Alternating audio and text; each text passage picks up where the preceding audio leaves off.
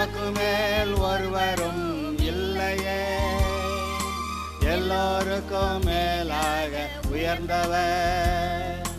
உமக்கு மேல் ஒருவரும் இல்லையே. அல்லேலூயா, அல்லேலூயா, அல்லேலூயா, ஆமென். அல்லேலூயா, அல்லேலூயா, அல்லேலூயா, ஆமென். ஒருவரால் சிருஷ்டிக்கப்படாமலே தாமாக என்றென்றும் இருப்பவர். ஒருவரால் சிருஷ்டிக்கப்படாமலே தாமாக என்றென்றும் இருப்பவர். அல்லேலூயா, அல்லேலூயா. நீதிமொழிகள் புஸ்தகத்தை படித்துக் கொண்டிருக்கிறோம். 24வது அதிகாரம் பார்க்கலாம். பொல்லாத மனுஷர் மேல் பொறாமை கொள்ளாதே, அவர்களோடு இருக்கவும் விரும்பாதே. பொல்லாத மனுஷர், அது அவங்களோட சேர்ந்த அந்த புத்தி நமக்கு ஒட்டிக்குங்க. உன்னுடைய நண்பர்கள் யாருன்னு சொல்லு, நீ யாருன்னு நான் சொல்கிறேன்னு சொல்லுவாங்க. பொல்லாத மனுஷர் மேல் பொறாமை கொள்ளாதே, அவர்களோடு இருக்கவும் விரும்பாதே. அவர்கள் இருதயம் கொடுமையை யோசிக்கும், அவர்கள் உதடுகள் தீவினையை பேசும். அவங்க இருதயத்தை நினைக்கிறதெல்லாம் கொடுமையானது, பேசுறது தீவினை. ஆனால் வீடு ஞானத்தினாலே கட்டப்பட்டு விவேகத்தினாலே நிலைநிறுத்தப்படும். அவங்களோட உட்கார்ந்துருந்தால் இந்த நம்ம வீடு ஞானத்தினால கட்டப்படாது. வீடு ஞானத்தினாலே கட்டப்படும், விவேகத்தினாலே நிலைநிறுத்தப்படும். அறிவினாலே அறைகளில் அருமையும் இனிமையுமான சகலவித பொருள்களும் நிறைந்திருக்கும். அது உண்மையிலே நாம் அறிவுள்ளவர்களாக இருந்தால் நம்ம வீட்டில் நமக்கு வேண்டிய பிரியமான எல்லா பொருள்களையும் வாங்கி வச்சுருப்போம். ஏன்னா புத்தி ஒழுங்காக இருக்குது. ஞானமுள்ளவன் பலம் உள்ளவன், அறிவுள்ளவன் தன் வல்லமையை அதிகரிக்க பண்ணுகிறான். நல் யோசனை செய்து யுத்தம் பண்ணு, ஆலோசனைக்காரர் அநேகரால் ஜெயம் கிடைக்கும். இதை பார்த்துருக்கோம் முதல்லையே. மூடனுக்கு ஞானம் எட்டாத உயரமாயிருக்கும், அவன் நியாயஸ்தலத்திலே தன் வாயை திறவான். மூடன் அதாவது தேவனற்றவங்க, அவங்களுக்கு ஒரு புத்தியும் இருக்காது, ஒரு விவரமும் இருக்காது. நியாயஸ்தலத்தில் போய் நிற்கிறப்ப அவன் பதில் பேச அவன்கிட்ட ஒரு வார்த்தையும் இருக்காது. தீவினை செய்ய உபாயம் செய்கிறவன் துஷ்டன் என்னப்படுவான். தீய நோக்கம் பாவமாம். இது பாவம்னா என்னென்னு டெஃபனிஷன் சொல்கிறப்ப இதுவும் வருது. தீய நோக்கம் பாவமாம். இன்னொரு இடத்துல எழுதியிருக்கு, நீ நன்மை செய்ய அறிந்தும் அதை செய்யாதிருந்தால் அது அவனுக்கு பாவம் அப்படி எழுதியிருக்கு. நியாயப்பிரமாணத்தை மீறுவதே பாவம், விசுவாசத்தினாலே வராத யாவும் பாவம். இங்கே தீய நோக்கம் பாவம். நீ நன்மை செய்ய அறிந்து அதை செய்யாமல் இருந்தால் அது உனக்கு பாவம். அப்புறம் எல்லாவற்றையும் அனுபவிக்க எனக்கு அதிகாரம் உண்டு அப்படின்னாலும் எல்லாவற்றையும் எதுக்கு நான் அடிமைப்பட மாட்டேன்றான். அப்போ எதுக்காவது அடிமைப்பட்டான் அது பாவமாகிடுது. ஆக இப்படி அநேக காரியங்கள் வருகின்றன. இன்னொன்று ரொம்ப ஷார்ப்பாக சொல்லப்போனால், தேவனுடைய மனநிலைக்கு ஒத்து போகாமல் வேறு மாதிரி மனநிலையை வச்சா அதுதான் பாவம். ஏன்னா யூ ஆர் டிஃபரிங் ஃப்ரம் காடு, you are separating your self from காடு. ரைட், ஆரம்பத்தில் மனசில் கர்த்தரை விட்டு விலகி நிற்பீங்க, அப்புறம் காலப்போக்கில் வாழ்க்கையிலையும் கர்த்தரை விட்டு விலகி போயிடுவோம். அதனால் மனசில் ஆண்டவரோட என்ன நினைவுகளோ அதுபோல் நம்முடைய நினைவுகளை வைத்து கொள்ளுகிறது தான் சரி. தீய நோக்கம் பாவமாம். நோக்கமே இந்நேரம் கெடுக்கணும். அப்படி ஏதோ ஒரு தீய நோக்கத்தோடு கூட இருந்தாவே இன்னும் ஒன்றும் செஞ்சுருக்க வேண்டாம். தீய நோக்கமே பாவம்தான். இயேசுநாதர் சொன்னார்ல, ஸ்திரீயை இச்சையோடு பார்க்குற எவனும் அவருடைய தன்னுடைய இருதயத்தில் விபசாரம் செய்தாயிற்று அப்படின்ட்டாரு. தீய நோக்கம், கவச்சஸ்னஸ், இருதயத்தில் அந்த இச்சையாதே என்ன அர்த்தம்? அப்புறம் இச்சை வந்தால் பாவம் ஆயிடுச்சுன்னு அர்த்தம். பாவம் கொஞ்சம் நாளில் வெளியே வரும், அவ்வளவுதான். பரியாசக்காரன் மனுஷருக்கு அருவருப்பானவன். எவனா கண்டபடி ஜோக் அடித்து ஒவ்வொருத்தரையாக கேலி பண்ணிக்கிட்டே இருக்கிறவங்கள நீங்கள் பார்த்தா உங்களுக்கு எப்படி தெரியுது? ரொம்ப மோசமான அருவருப்பான ஆளுன்னு நினைப்பீங்க. அதை தான் எழுதியிருக்கு. ஆபத்து காலத்தில் நீ சோர்ந்து போவாயானால் உன் பலன் குறுகியது. இது ஒரு முக்கியமான வசனம்.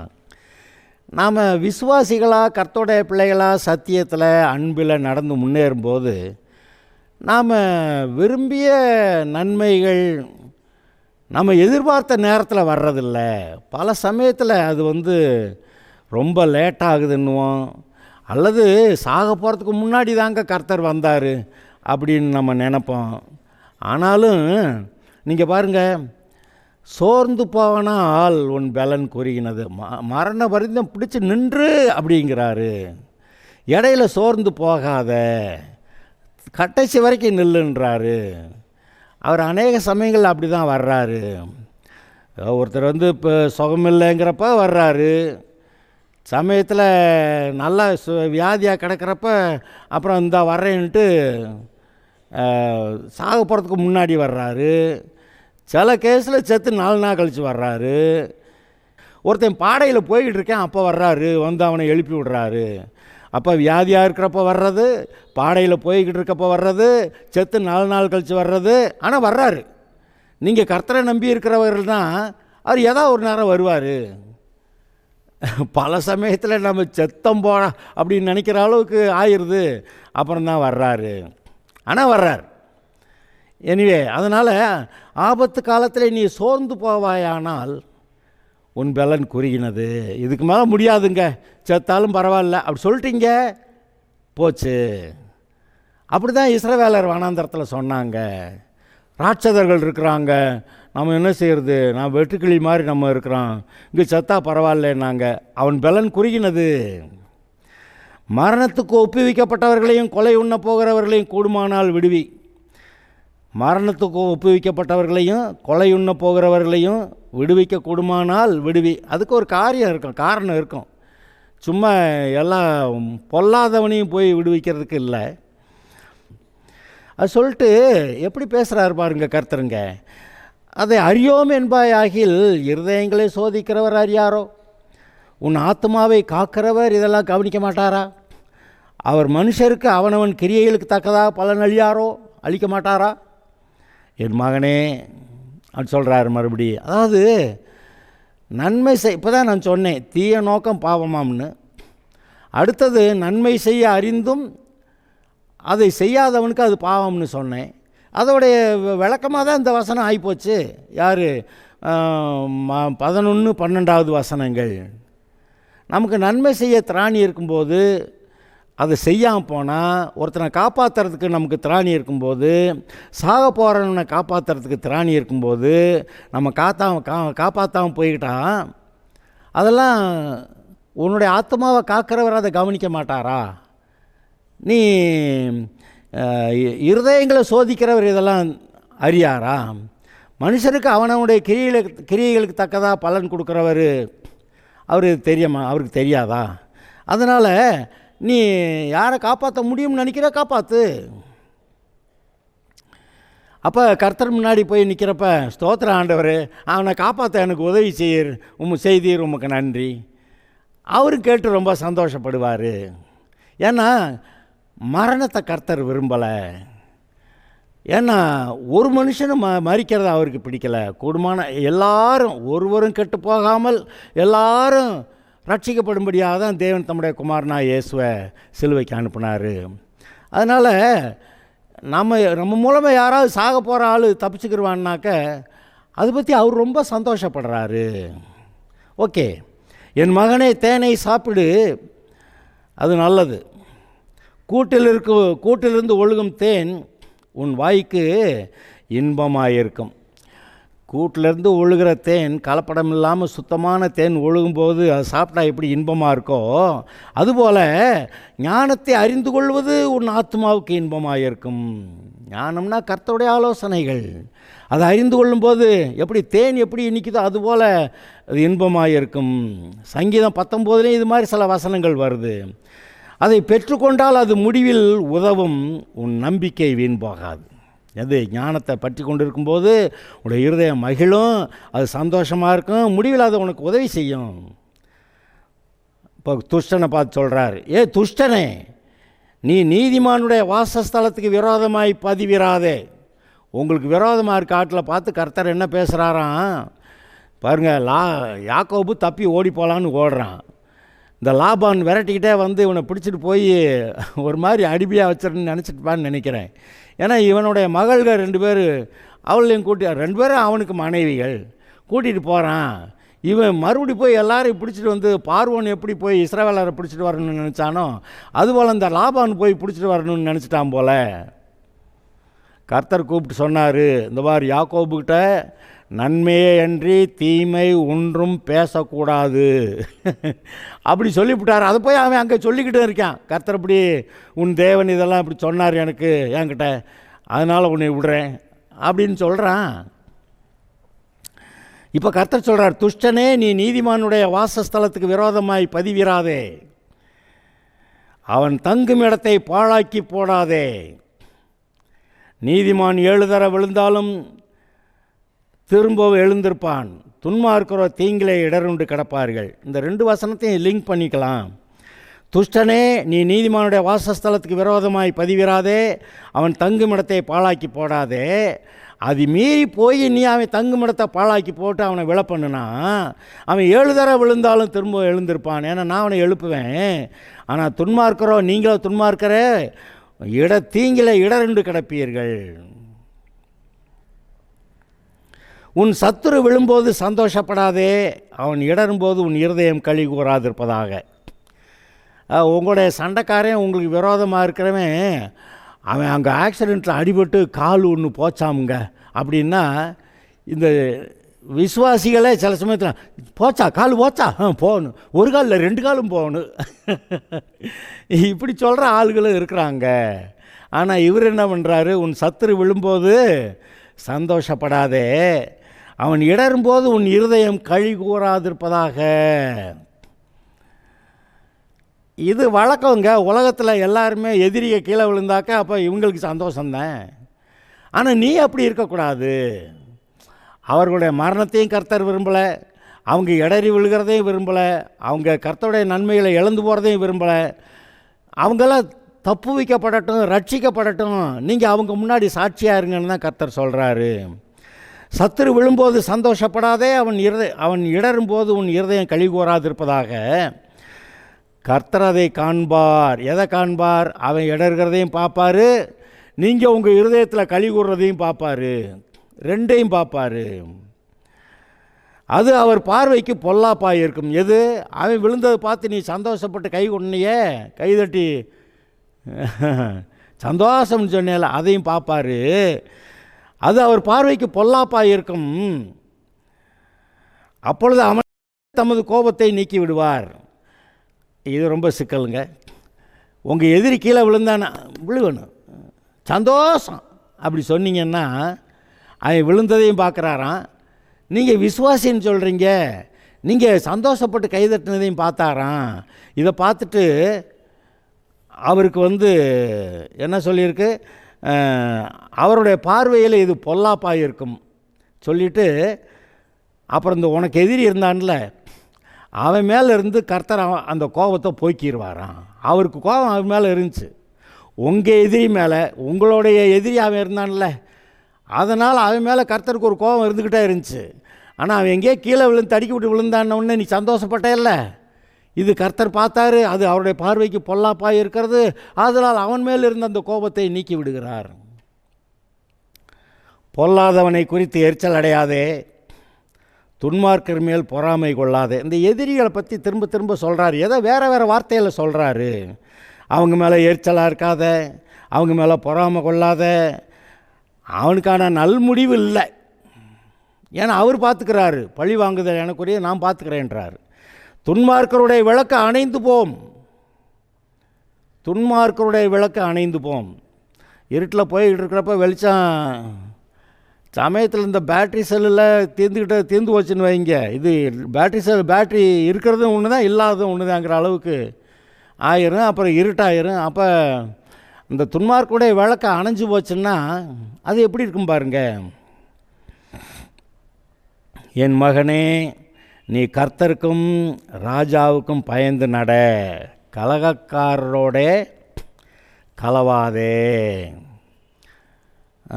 ராஜாக்களுக்கு கர்த்தருக்கும் ராஜாவுக்கும் பயந்து நட. கர்த்தருக்கு பயப்படுகிற பயம்னு போட்டதெல்லாம் பார்த்தோம். ஆனால் அதே சமயத்தில் ராஜாவுக்கும் ஐஸ்வர்யவான்களுக்கும் அவங்களுக்கு விரோதமாக ஒன்றும் பேசாத, ரகசியமாக பேசாத, படுக்கையில் கூட பேசாத, அதை சிறைகுள்ளது கொண்டு போகும், சட்டைகள் உள்ளதை அறிவிக்கும், அப்புறம் உனக்கு பிரச்சனைடா அப்படின்றாரு.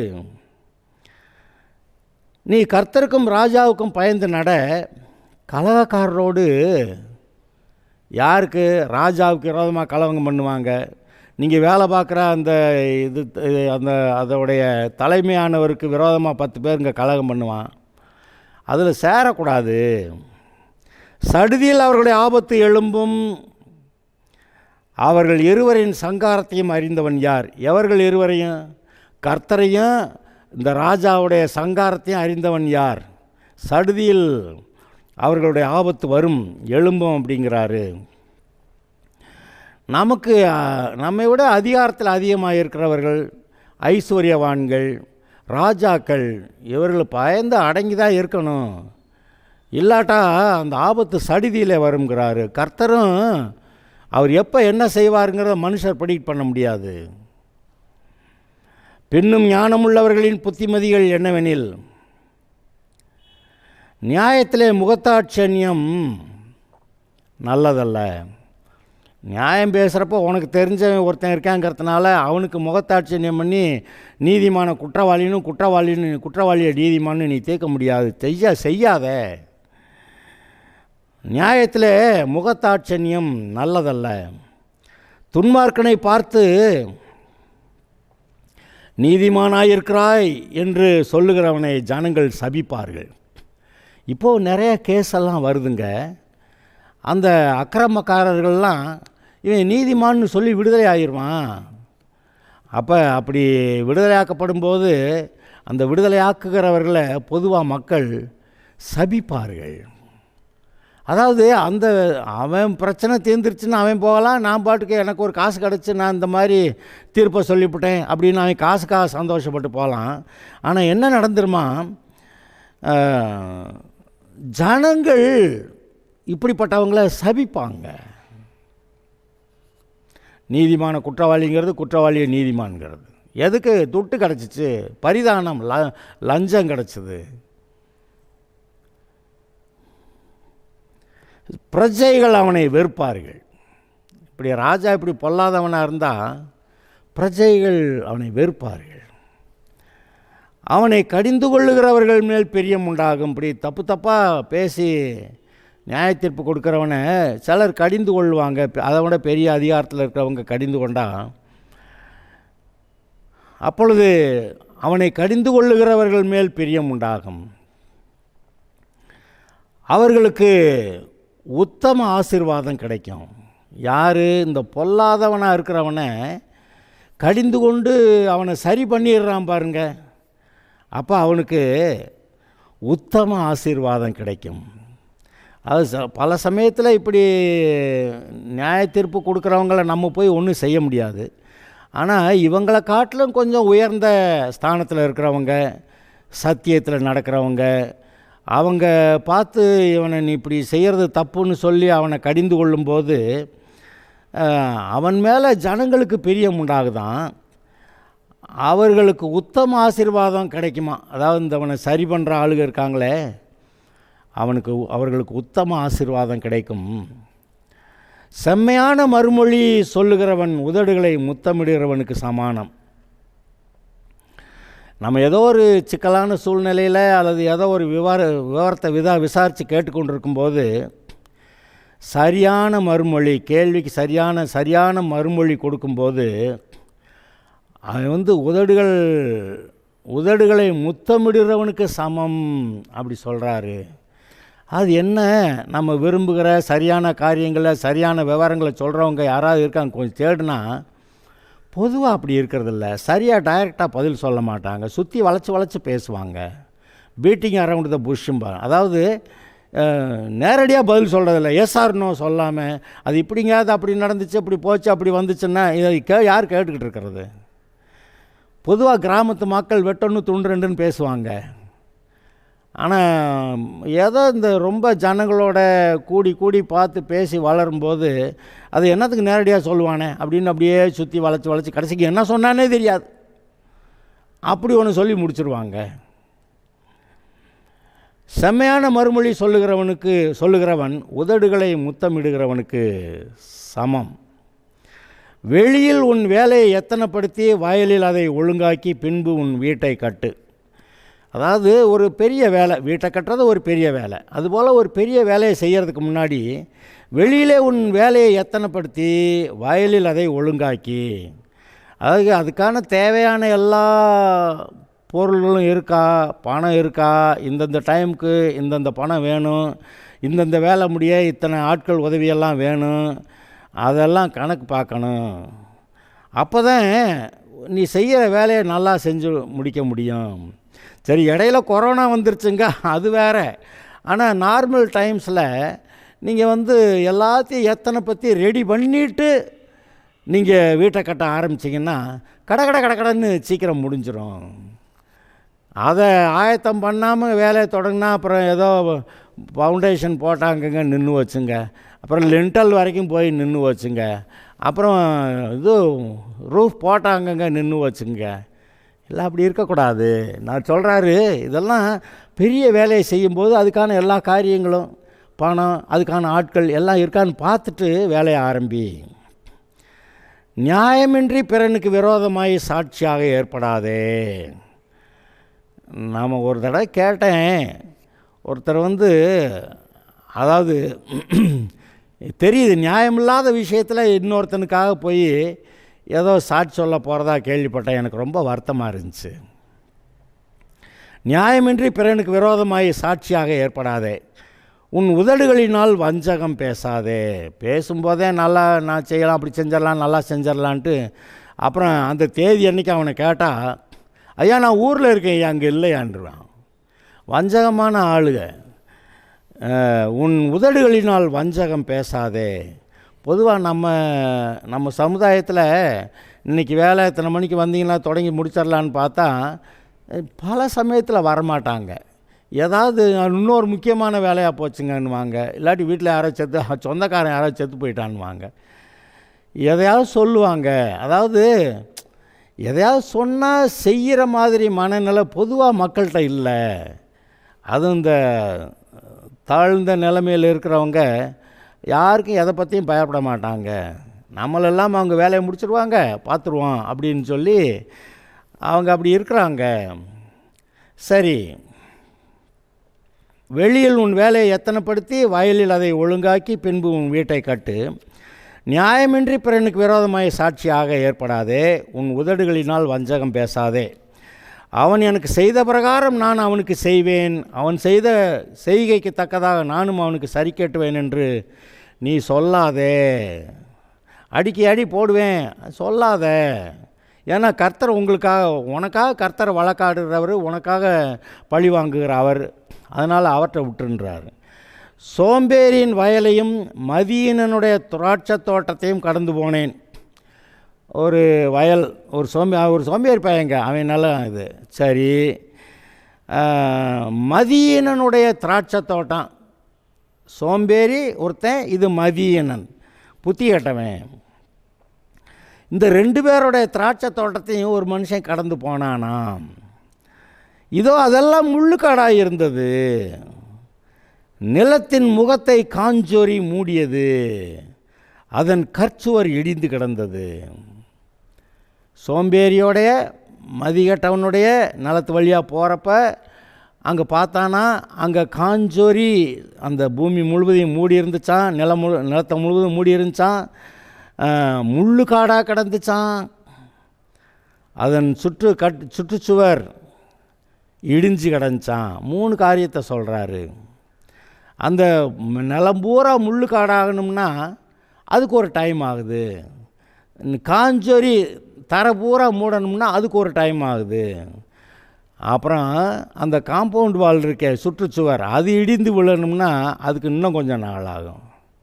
அப்போ எவ்வளவு நாள் சோம்பேறித்தனம், எவ்வளவு நாள் மதிக்கட்ட நிலைமையில் வாழ்கிறது.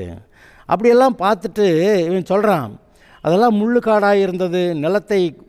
நிலத்தின் முகத்தை காஞ்சொறி மூடினது. அதன் கற்சுவர் இடிந்து கிடந்தது. அதை கண்டு சிந்தனை பண்ணினேன். இவன் சோம்பேறி, என் மதிக்கட்டவன், இங்கே நிலம் ஏன் இப்படி இருக்குது அப்படின்னு நான் சிந்தனை பண்ணினேன். அதை நோக்கி பார்த்து புத்தி அடைந்தேன். அவங்க நிலம் இப்படியா இருக்குது, அவங்க புத்தி கேட்டாலும் எப்படி ஆகிப்போச்சு பாரு அப்படின்னு கடைசி எனக்கு புத்தி வந்துச்சு அப்படின்னு இந்த நிலத்தை கடந்து போன ஆள் சொல்கிறான். இன்னும் கொஞ்சம் கை முடக்கி கொண்டு நித்திரை செய்யட்டும் என்பாயோ? உன் தரித்திரம் வழிபோக்கனை போலும், உன் வறுமை ஆயுதம் அணிந்தவனை போலும் வரும். அது சோம்பேறி, தூக்கத்தை விரும்புகிற ஆள், மதிக்கெட்டவங்க, இவங்கெல்லாம் எப்படி ஆளுகன்னு பாருங்கள். இந்த இடத்துல பிறனுக்கு விரோதமாக பொய் சாட்சியாக எழும்புகிறவங்க அதை பற்றி சொல்லியிருக்கு. அப்புறம் பிளான் இல்லாமல் ஏதாவது பெரிய காரியத்தை செய்ய இறங்குறவங்கள பற்றி எழுதியிருக்குது. பிளான் பண்ணி எல்லாத்தையும் ஆயத்தம் பண்ணி வச்சுட்டு பெரிய வேலையை ஆரம்பிக்கணும். நியாயத்தில் முகத்தாட்சணியம் பண்ணுறது நல்லதில்லை, அதையும் சொல்லியிருக்கிறாரு. துன்மார்க்கனுக்கு நல் முடிவு இல்லை, அவனுடைய விளக்கு இருட்டில் அணைஞ்சு போயிடும். பொல்லாதவர்களை குறித்து எரிச்சல் அடையாதே, துன்மார்க்கர் மேல் நீ பொறாமை கொள்ளாதே. இன்னொன்று விசேஷமாக சொல்லியிருக்கு, உன் சத்துரு விழும்போது சந்தோஷப்படாதே. பொதுவாக விசுவாசிகள் சந்தோஷப்பட மாட்டோம் சத்துரு விழுந்தா. ஆனாலும் சில சமயத்தில் உழுகட்டும், இன்னும் 4 தடவை உழுகட்டும் அப்படின்னு அந்த சந்தோஷத்தை கர்த்தர் பார்த்தாருன்னா அது அவருடைய பார்வைக்கு பொல்லாப்பாக இருக்கிறதான். அதனால் உங்கள் சத்துரு மேலே இருந்த கோபத்தை அவர் நீக்கிடுறாராம். இது நமக்கு வருத்தமாக இருக்கும். ஆனால் அவருடைய நேச்சர், அவர் அன்பானவர். நீங்கள் அன்பின் சாட்சியாக இருக்கீங்க. அதனால் நீங்கள் அவரை போல் செயல்படணும்னு எதிர்பார்க்குறாரு. உங்கள் மனசு அவருடைய மனசு போல் ஆகணுமா, கிறிஸ்துவை போல பூர்ண புருஷராகும்படிக்கு அப்படி சொல்லியிருக்கிறாரு. அதாவது இயேசுநாதர் எப்படி ஒரு கிவன் கண்டிஷனில், ஒரு கொடுக்கப்பட்ட சூழ்நிலையில் இயேசுநாதர் என்ன செய்வாரோ அதை மாதிரி நீங்கள் செய்யுங்கன்னு எதிர்பார்க்குறாரு. அது எங்களுக்கோ கிறிஸ்துவின் சிந்தை உண்டாயிருக்குதுன்னு பவுல் சொன்னான். இவர் சொல்கிறாரு, உங்கள் பரலோகத்தில் இருக்க உங்கள் பிதா பூர்ண சர்க்குணராக இருக்கிறது போல் நீங்களும் பூர்ண சர்க்குணராக இருங்கள். அதான் அவர் எப்படி இருக்கிறாரோ அது மாதிரி நீங்கள் இருங்க அப்படி சொல்கிறாரு. அவர் அன்பும் இரக்கமும் மனதுருக்கமும் நீடிய பொறுமையும் சாந்தமும் உள்ளவர், அப்படி இருக்க சொல்கிறாரு. இந்த இடத்துல நான் ஒரு வசனத்தை உங்களுக்கு ஞாபகப்படுத்த விரும்புகிறேன். அந்த யோனா தீர்க்கதரிசி என்ன செய்வான், அவர் ஒரு பக்கம் போய் நினிவே பட்டணத்தை பார்த்து இந்த மாதிரி பிரசங்கம் பண்ணு அப்படின்னு சொன்னதுக்கு இவன் தப்பிச்சு ஓட பார்ப்பேன். எதுக்கு ஓடினான்னு அவன் காரணம் சொல்கிறேன், நான் உங்களுக்கு வாசித்து காட்டுறேன். யோனா தீர்க்கதரிசியின் புஸ்தகம் 4வது அதிகாரம் 2வது வசனம் வாசிக்கிறேன். யோனா கர்த்தரை நோக்கி விண்ணப்பம் பண்ணி, கர்த்தாவே, நான் என் தேசத்தில் இருக்கும்போதே நான் இதை சொல்லவில்லையா? இது நிமித்தமே நான் முன்னமே தர்ஷீஸுக்கு ஓடிப்போனேன். நீர் இரக்கமும் மன உருக்கமும் நீடிய சாந்தமும் மிகுந்த கிருபையும் உள்ளவர், தீங்குக்கு மனஸ்தாபப்படுகிறவருமான தேவன் என்று அறிவேன். தேவனை பற்றி எப்பேற்பட்ட ஒரு எஸ்டிமேட், ஒரு நினப்பு வச்சுருக்கான் பார்த்தீங்களா? இப்போ நம்ம அவர் மாதிரி இருக்கணுங்கிறாரு. ஆனால் யோனா என்ன பண்ணால், இவர் கூட போனால் இவர் சொல்கிறத கேட்டால் நினிவேயில் பிரசங்கம் பண்ணால் அத்தனை பேர் மனம் திரும்பிடுவாங்க, அத்தனை பேரும் புறஜாதிகள், பின்னாடி ஒரு காலத்தில் இஸ்ரவேலருக்கு பிரச்சனையாக இருப்பாங்க, அதனால் அவங்கெல்லாம் அப்படியே மனம் திரும்பாமே சாகட்டும் அப்படின்னு இவன் நினைக்கிறான். ஆனால் கர்த்தர் அவனை கட்டாயப்படுத்தி போக சொல்லி பிரசங்கம் பண்ண வச்சார். மொத்த நினிவை மனம் திரும்பிச்சான். 1,20,000 பேர் குடியிருக்கிற அந்த பட்டணம் மனம் திரும்பிச்சான் அப்படின்னு இருக்குது. ஏன்னா இவர் மனதுருக்கமும் கிருபையும் அப்படி உள்ள ஆள். அதுபோல் நீங்கள் இருக்கணுன்றாரு. ஓகே, கர்த்தரை கவனித்து அவருடைய எண்ணங்கள் எப்படி இருக்குன்னு பார்த்து நாம் அவருடைய எண்ணங்கள் வழியாக நாம் ஓடுவோமாக. அது நமக்கு நல்லது, கர்த்தருக்கு பிரியமாக இருக்கும். கர்த்தர் நம்மை ஆசீர்வதிப்பார். Okay, God bless you.